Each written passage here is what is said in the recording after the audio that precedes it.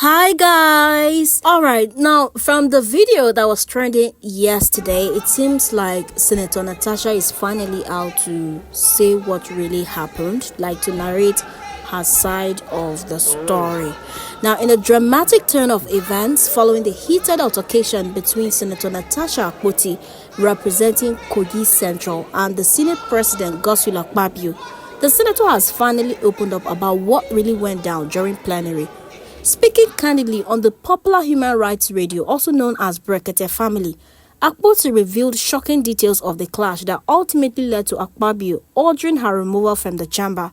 During the interview, Akpoti recounted how she has been subjected to ongoing harassment in the Senate, providing a detailed picture of the tension that has been brewing behind closed doors, even alleging that she has been denied certain privileges in the House.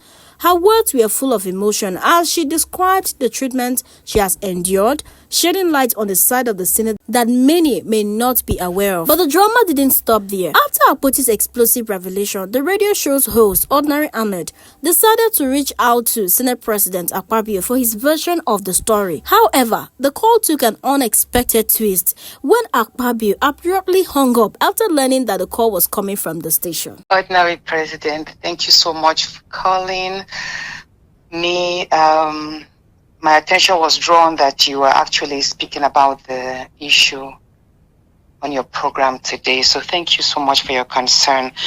But you know, the thing is, there are certain rules in the chambers that whatever I speak of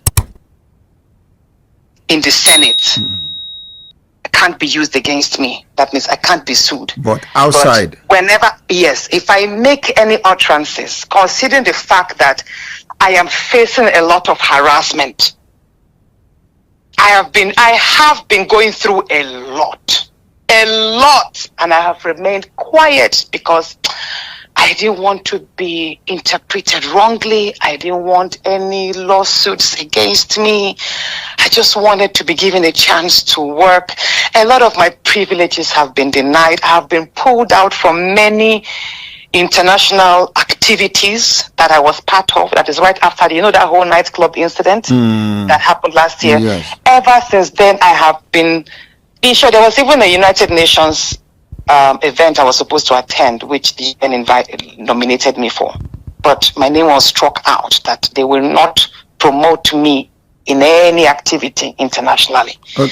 So every event I have been going for since last year have been self-sponsored. Whenever I feel an international event is of importance to my constituents, to Nigerian women, to Nigeria, I buy my tickets myself and I fund my trips myself. I just don't speak about it. So I have been going through a lot. So yesterday was just that changing my seat was more of a chance of silencing me or alienating me from being seen. Sitting arrangements is very critical. Like when the nearer you sit, positions you closer before the camera and gives you an added advantage to be called upon to contribute to the bits. But the seat I was now, ordinarily, I'm already sitting at the very back. If you see me, I'm sitting at the last seat just before the door. But then I was now moved suddenly without notice, without any information. My seat was moved to the far corner, a part where the cameras don't capture. Like if you sit over there, the cameras you won't even be captured. Nobody will even, except maybe they zoom out and they get to see you there. You will just easily be missing out. You can raise your hands up and nobody will call you. So that is why I said, no, I don't want to move to that seat. I wasn't notified. You understand? This is not a classroom. You can't just push me around. And there are other senators. There are 109 of us. Why is it me? Why do I have to move there? Why me? Just 2 weeks ago, I was removed from a committee from local content. I was moved from there because some people perceived that I was using that office to divert resources from the Niger Delta to the north. And that was not it. We have the Jakarta-Kaduna-Kano pipeline, which is going to be completed by the second quarter of this year, and we need feed gas for that. And the wake of, Nigeria is now positioning itself to be more productive. Industrialization is picking up. So the factories up north, like other parts of Nigeria, will need greater electricity supply. And now we have CNG cars, vehicles being converted to CNG.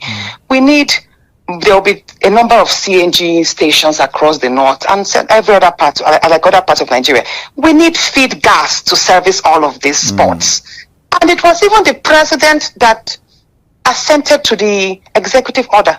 So how does that, why picking on me? Like, basically, I'm not going to mention names specifically, but there's a whole lot going on. And all I would just say is, I appreciate Nigerians for standing up.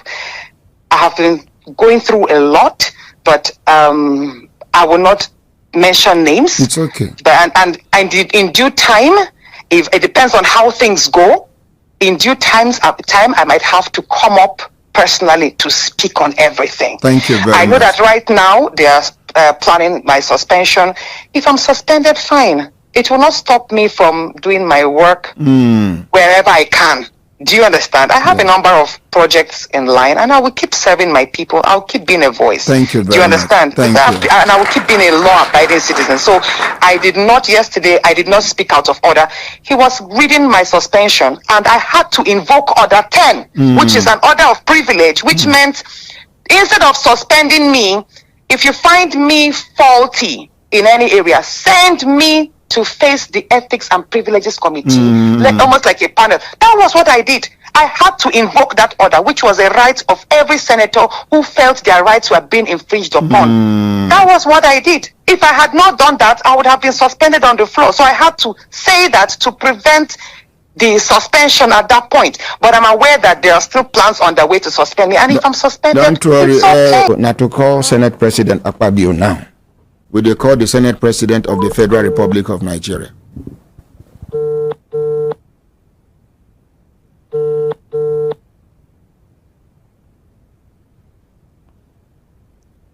Distinguished Senator, my name now Ordinary Ahmad Isa of the Human Rights Radio and Television.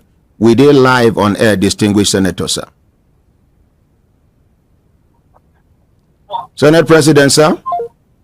He end the call. Make a call and back. Make una appreciate him.